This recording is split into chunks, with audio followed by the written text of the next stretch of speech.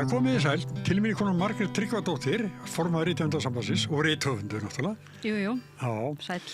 Þú hefur svona vakið athygli mín aðeins að þegar, sko, þú veit svona, ég vil alltaf vara við ómikil notkun á gervigreindinni. Já, sko, við rithöfundar og listafólk almennt, við já, við erum mjög varfærin svona upp til hópa, langflest þegar kemur að notkun gervigreindar. Og það er náttúrulega ekkert síst vegna þess að við sjáum að sko listafólk, bæði textafólk og myndlistafólk og tónlistafólk, þótt sumir noti gervigreind í sínum störfum, að það eru ennþá fleiri sem eru bara að missa sína vinnu út af gervigreindarnotkun. En svo er það líka það að þessar vitvélar, sérstaklega þá náttúrulega þessi stóru mállíkun, þau eru þjálfuð á textum og þau eru bara svona eins og skrimslið sem þarf að éta endalaust og mjög mikið af þessum textum eru bækur sem að þessi gervigreindar og stór tæknifyrirtæki hafa bara hreinlega stólið. Þau hafa og það liggur fyrir í málaferlum að Meta og Anthropic og fleiri fyrirtæki sennilega hafa bara hreinlega farið inn á svona sjóræningjabókasöfn þar sem fólk setur svona deilisíður eins og við þekkjum kannski hér á landi meira með kvikmyndir og bara sópað upp heilu bókasöfnunum. Sem náttúrulega þá ertu í raun með fyrsta lagi höfundaréttarbroti, þú ert með ólöglega notkun á þessu efni en þú ert líka bara hreinlega að stela þessu og listafólk, hvort sem það eru tónlistamenn eða rithöfundar eða myndlistafólk, það hefur náttúrulega alltaf viljað fá einhverja bætur fyrir þessa notkun og Anthropic til dæmis gerði dómsátt í Bandaríkjunum og greiddi rétthöfum þar. En svo dómsátt nær semst ekki til verkanum sem skráðan höfundarétt í Bandaríkjunum. Í Evrópu eru höfundaréttarlögin allt öðruvísi. Höfundarétturinn verður bara til leið og verki birtist. Í Bandaríkjunum þá þarftu að skrá hvert verk sérstaklega. Þannig að þetta er bara allt öðruvísi kerfi. Já, en það er gervigreindin getur þá bara stólið hugverkum. Hún gerir það náttúrulega ekki ein og sér. Það eru í raun og veru þau sem stýra þessum fyrirtækjum sem ákveða stuldin og við náttúrulega sjáum fáum innsýn inn í þetta í öllum þessum dómsmálum til dæmis bara hvernig Meta bara ákvað það að taka þetta og reiða sig á það sem kallað svona fair use ákvæði í höfundaréttarlögunum vegna þess að það væri bara svo slæmt fordæmi að borga því að þá þyrftu það væri komnir þangað og búin að viðurkenna að það þyrfti að greiða fyrir þetta og þetta er eitthvað bara sem við getum alls ekki sætt okkur við að eigur okkar sköpunarverk séu tekin notuð án nokkurs afgjalds og búið aðrar afurðir skapaðar með þessu. Þannig að þetta skýrir nú svolítið hvað við erum á verðinum gagnvart gervigreindinni. Og svo er náttúrulega bara, ef við talum okkar félagsmenn í Rithöfundasambandinu, og þar eru Rithöfundasambandið líka stéttar og fagfélag þýðenda. Og það er svo stétt sem við erum að sjá missa í raun mestaverkefnum núna í sem skapandi geira. Ég held að reyndar að staðan sig jafnvel bara svipu hjá forriturum. En það eru gervigreindin er að verða svolítið góð í þýðingum. Hún er ekki fullkomin og það þarf ykkur að lesa yfir. Hún er góð í svona styttri textum, miklu verri í lengri þar sem er meiri heild og kannski tilfinning. En þetta er náttúrulega mjög flatt og að mínum mati kannski breytist það eitthvað tíman en núna hendar þetta enga veginn í bókmenntaþýðingar. En það er samt verið að nota þetta. Já, ég segi það þá nú metnaðin ekki mikill. Nei, hann er það náttúrulega ekki alls þar. Og það er kannski ógjörningur að laga þá þennan flata texta. Já, það er, segja mér þýðendur sem að hafa reynt þetta, tekist sem sagt á við ritstjórn gervigreindarþýðinga að það væri alltaf miklu betra og eiginlega auðveldara bara að þýða þetta aftur frá grunni. Og þá með einhverja sýn og tilfinningu fyrir málinu, sko. Já, en þú skrifaðir einhverstað, bara kæraði fyrir þetta, að setningafræðina, uppbygging setningana. Já. Er á annan hátt heldur en við skrifum? Já, það gervigreindin virðist hafa svona einhvern ákveðin málstíl og Andrés, við héldum í Rithöfundasambandinu ansi góðan fund í desember gervigreind og Andrés Magnússon var þarna með skemmtilegt erindi eins og hans vísa og það sem hann líkti gervigreindinni við eiginlega bragarhátt. Að hún byrjar þegar hún að skrifa svona texta í að fullyrða eitthvað sem ekki heldur, það er ekki þetta heldur, það er þetta og hvernig hún einhvern veginn raðar efnisatriðinum upp. Hún nota mjög gjarnan þankastrik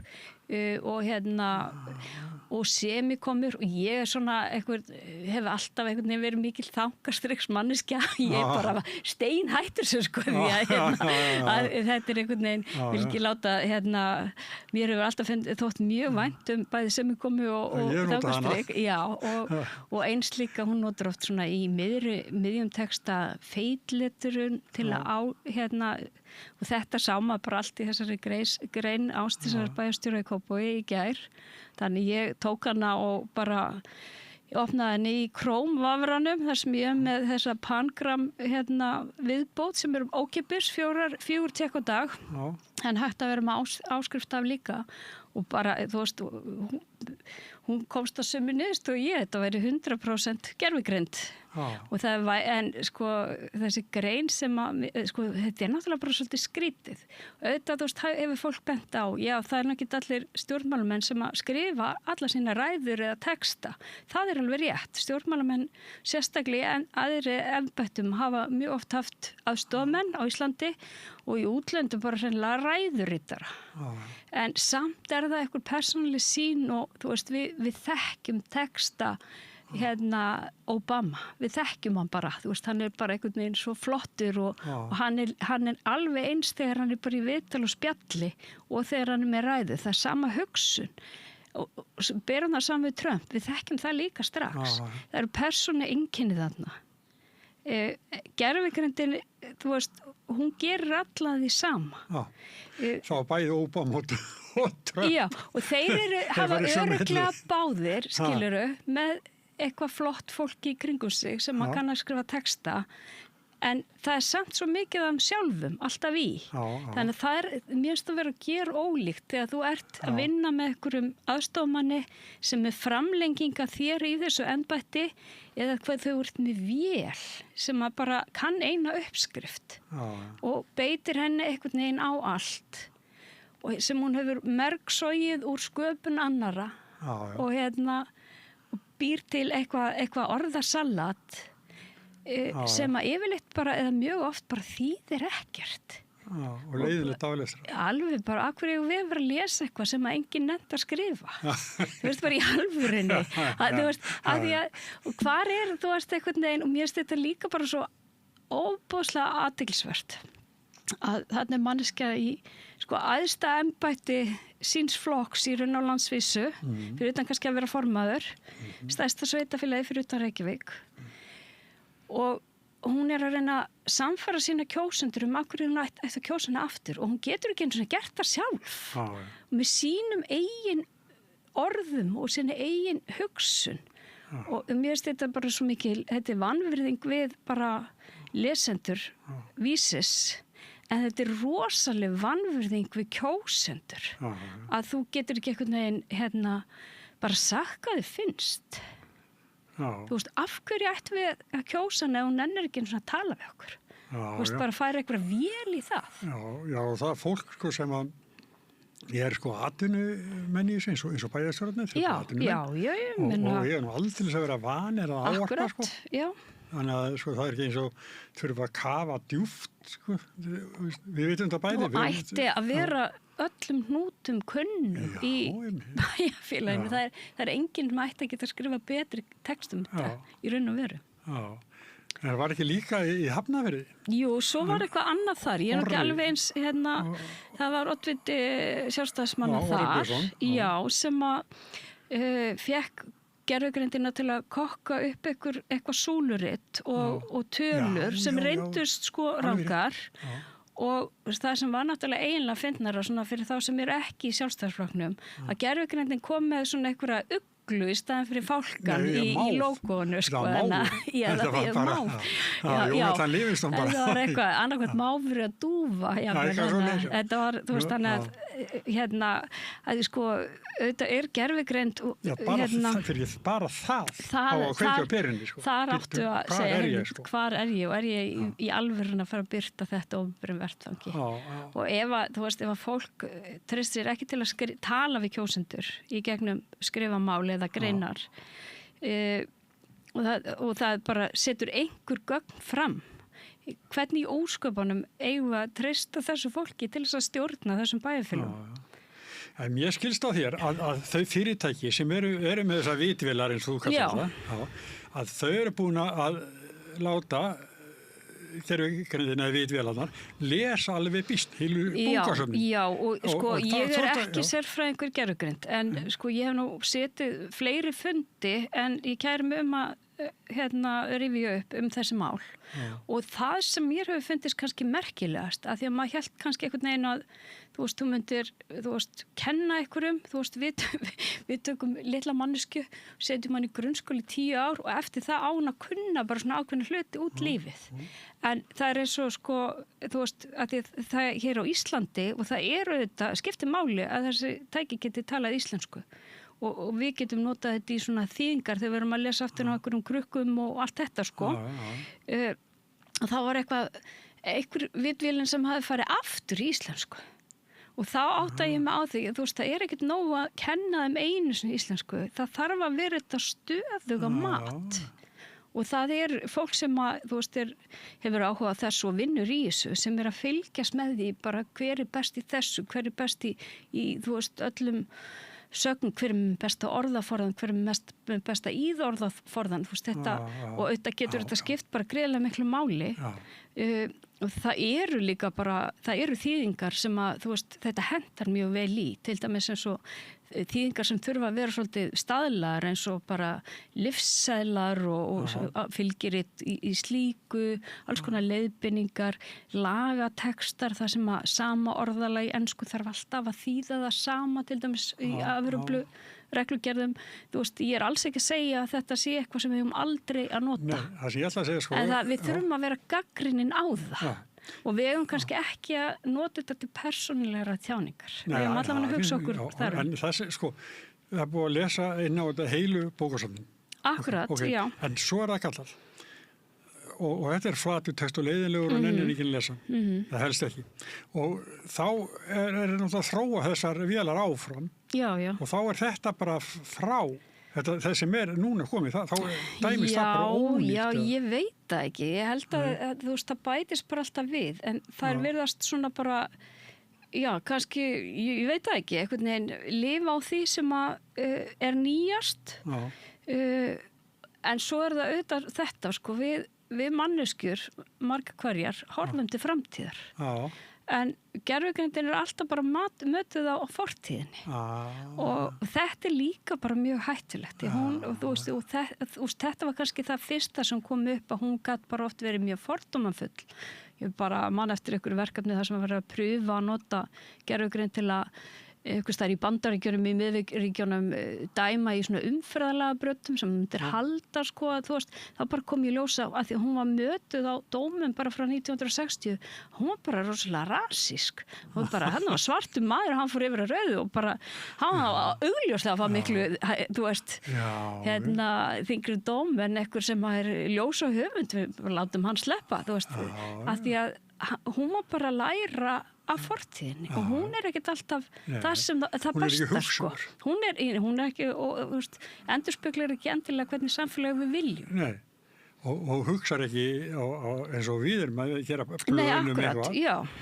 Og taka inn einhver ný viðmið og þú veist, þetta allt sem bara mjög vandarsamt, sko. Já.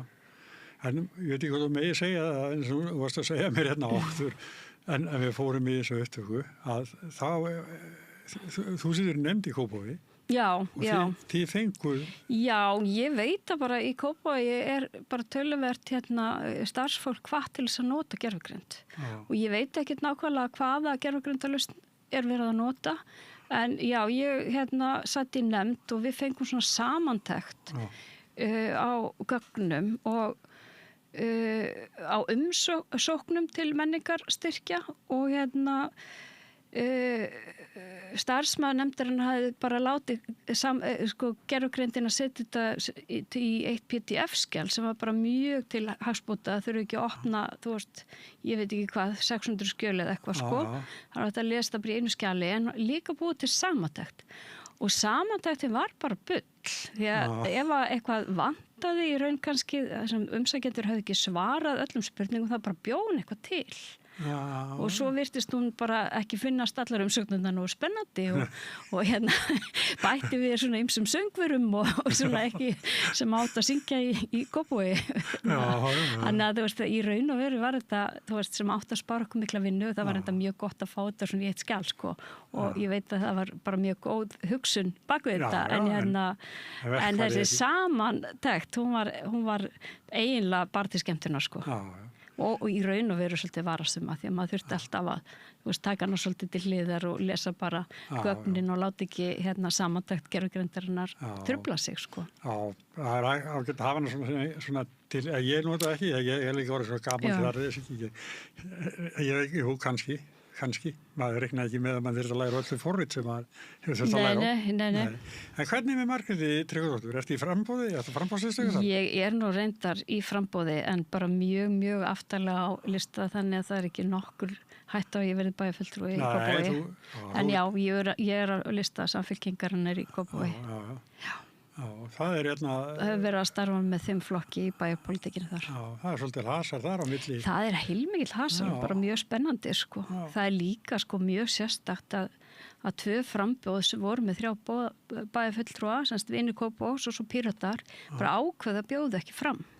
Þannig að og svo er náttúrulega miðflokkurinn að vaða uppi sem var ekki með neitt fulltrúa, gekk ekki vel síðast, sko. Þannig að í raun og veru, kann hann sýna að meirihlutin er fallin, en það er verið sennilega bara mjög flókin staða, en það getur allt gerst. En þá, þetta er mjög spennandi. Já, þannig að milli þeirra Jónassonar. Já, hann heiti Jónas Már Torfason, oddvitinn okkar. Já, Torfi Fjalar, pappa hans. Já, akkurat. Og að hann kemur bara, sko, mjög ferskur inn. Hann kemur mjög ferskur inn og hann Jónas, sko, þetta er ungu maður. En ég kynntist honum fyrst þegar ég var í frambóði til alþingiskosninga í Samfylkingunni 2017 og þá var hann, sko, bara með okkur, var í laganemi og var með okkur bara öllum stundum og hann er búin að vera bara mjög virkur sem ungliði í Samfylkingunni lengi en nú náttúrulega var hann bara fjölskyldumaður í Kópavogi. En það var svona smá átök milli þeirra. Jú. Og svo sá ég að þetta var gert í Staksteinum. Já, ég sá það. Þetta var nú eitthvað... Ég lék mér svolítið með þetta, sko. Já. Til dæmis, að hann var eitthvað að tala niður til kvenna. Já, mér fannst hann nú eiginlega algjörlega farulegt, sko. Já, þá dró ég upp í gamla leiðaran, hans Davíðs Oddssonar þegar að Katrín Jakobsdóttir tók við Vinstri grænum. Og kalluðu þau hann gluggaskröð. Hún væri bara gluggaskröð. Já. Þannig að þetta er ekki... Já, nei. Ég hlustaði nú á þetta viðtal í náðan, þetta er ekki alveg að hlusta á það allt, en það sem ég heyrði, ég gæti nú ekki bara séð að þetta væri bara heilbrigð pólitísk bara átök málefni, það var ekkert verið að gera lítið úr neinum. Nei, svo svona krónprinssamfylgd. Það náttúrulega er alveg fáralegt en þess að hann búin að vera svo miklu lengur í starfi en hún nokkur tímar sem nýkomin sko. Hann hefur dreifð mömmu sinni inn í það. Já, eins og ég segi, hann var búin að vera þarna alveg í mörg ár því að ég getist hann 2017 sko. En hann að ná árangri? Ég held það bara og flottur sko. Voru með 3? Jú, bara mjög stutt í 4 mann. Já, þannig. Já. Þannig að Ásdís hefur mikið að verja. Hún hefur heil mikið að verja, blessunin. En þú veit að Ég myndi ráðleikinni, ekki það ég ætla að vera með eitthvað ókipis ráðgjöf til hennar, sko, en að kannski gera það sjálf frekar en að treysta gervigrindinni fyrir kosningabaráttunni. Á fyrsta. Það er svona, Við verðum að geta skrifa sendibréf. Já, akkurat. Það er alveg lágmark að maður alltaf vera bæjarstjóri. Verður? Já. Ertu að skrifa bók? Já, ég er nú bara eiginlega búin að skrifa bók sem kemur út núna í haust. Og er svona skaldsaga fyrir ungt fólk. Og er einmitt svona þessa skautun í samfélaginu og þetta er svona mentorskóla krakka og sjónarhorni flakkar á milli þeirra og þau lifa sem sagt í þessum heimi sem við erum bara auðvitað að upplifa þar sem að dynur áðum alls konar skoðanir og öfgar í raun og veru sko. Og það varnarlust verður. Já, það er þar svolítið. Þau þurfa alltaf að rata gegnum þetta. Það er svona þetta sem ég hef verið að hugsa og langað að koma fram mér. Já. Ert þú með krakka á þessum aldri? Nei, ég er það nú ekki. Mínir synir eru nú bara orðnir fullorðnir sko. En mér finnst þessar svona ungmennabækur, mér finnst þetta skipta rosalega miklu máli. Það er mjög lítið í boði og margir sem að annarkvort sem að annarkvort lesa, þeir eru farin að lesa bara á ensku á þessum tíma og mér finnst það bara ábyrgðarhluti að við séum með gott íslensk efni sem að endurspegla líka þeirra samfélag og raunveruleika og samtíma. Ég er með strák sem núna voru 25 eða 6 en hann las alltaf ensku og ég er búin að gera hann að Laxness manni. Já. Hann er með Ég gaf hann fyrst mikla endurkomið þessum dagana. Hvað er Bjart í sumarhúsum. Ég gaf hann þá bók með því eina skilyrði að hann læsa hann alla. Hún myndi ekkert gefast upp sko, því að hún væri stigvaxandi. Og hann var alveg bara eins og ég var bara heila að setja fyrst sko. Og svo þannig að mér er búin að taka það. Hann er eflust einsku líka. En hann er búin að fá hjá mig líka sortufólku og Ég held að skipti bara mjög miklu máli að við tökum og börnin okkar, við tökum út þroska og fullan málþroska. Það bara gerist bara töluvert í okkar málþroska bara, þú veist, á þessum unglingsárum og fyrstu fullorðinsárum og það er bara mjög mikilvægt að sem flestir lesi á íslensku líka. Þú ætti að lesa á öðrum tungumálum. Þú veist, það er engin skortur á ensku í okkar samfélagi. Það er bara, þú veist, við erum auðvitað með sjónvarpið texta en ekki döbbað eins og marga þjóðir og það er bara gríðarlega og allir samfélagsmiðlarnir og tölvu menningin mjög mikið þrátt fyrir að það er kunni nú íslensku líka sko. Þá sko, ef ungir menni er erfitt með að lesa sko þannig að þeir skilji textan, en þeir eru í þessum heimi. Það er að lesa það. Já, ég meina það er auðvitað. Það er endanlega skilabóð. Sko. Akkurat, já. Það er auðvitað svo leið, sko. Heyrðu, mér þakkaði mikið vel fyrir komuna. Takk svo leið. Og hressilegt samtal. Og þetta er eitthvað sem að fólk á aðeins að svona ganga hægt og gleðinandi. Ég held bara aðalega að beita gagnrýni hugsun. Það er ekki, gervigerðin, hún veit ekki allt og ef hún veit ekki eitthvað, því að þú veist, þetta er ekki, sko, við erum svo vöndi að hugsa tölvur að við bara setjum inn eitthvað dæmi 2+2 og það verður alltaf 4. En gervigerðin virkar ekki þannig. Hún virkar út frá líkum. Þannig að þegar að þú veist, það er 2+2 og það er líklegt að það sé 4. En hún er bara ef hún hefur ekki svari þá bara segir hún eitthvað sem er líklegt og það er svo hættulegt. fyrir utan bara hitt sko, hvort við viljum vélar, þetta mikil samskipti við vélar og þau hafa svona mikil áhrif. Tala ekki sko flókin, texta flókin, reiknistæmi eða eitthvað. En það er þetta með... Það sem við getum kannski ekki sko, leiðrétt sko. Já, og ef við sjáum eitthvað, hún svarar okkur með eitthvað bulli og við segjum, heyrðu þetta er ekki rétt, þá segir hún, ég ætla aðeins að hugsa málið, jú, alveg rétt, þetta var ekki rétt, svo kemur hún kannski bara með annað bull. Þetta er bara mjög hættulegt. Heyrið það sem að nota gervigrindina. Margrét Tryggvadóttir, þakka kærlega fyrir. Takk sem leiðis. Og við höldum áfram hér eftir augnablik. Frjáls fjölmiðlun á í vök að verjast allstaðar, ekki bara á Íslandi. Peningavaldið og sterku hagsmunaöflin eiga greiðan aðgang að stjórnvaldi og fjölmiðlum og eiga jafnvel sína eigin fjölmiðla. Þess vegna er samstöðin svo mikilvæg. Hér er pláss fyrir allar raddir, málin eru krufin til mergjar og samtölin eru stór og innihaldsrík. Samstöðin er mikilvægt lýðræðistæki. Ég heiti Kristín Helga Gunnarsdóttir og ég styð samstöðina.